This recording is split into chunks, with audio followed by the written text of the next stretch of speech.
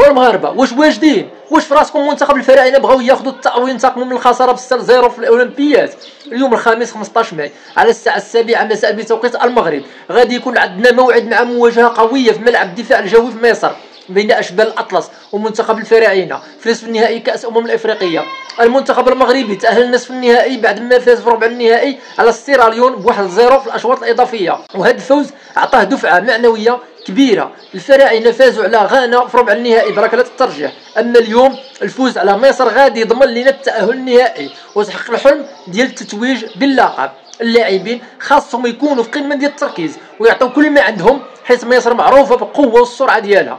كلنا وراء المنتخب وكنتمنوا لهم التوفيق في هذه المواجهه الحاسمه. النيه والحماس والروح القتاليه كلها مجتمعه باش نحققوا الانتصار، وكنتمنوا الدعم ديالكم وتشجيعاتكم. راه الاسود الشباب يستاهلوا. خليوا القلوب تدق وخليوا الرايات ترفرف وكونوا مع اشبال الاطلس في هذه المعركه اللي غادي تحدد المصير. وبارطاجي، علق وشارك في القناه وكون جزء من الحدث قبل الحدث. يلا نوقفوا كامل مع ولاد بلادنا. دعمونا باللايك والبارطاج وبارطاجيو الفيديو مع اصحابكم باش نوصلوا الرسالات ديالنا. وديما مغرب.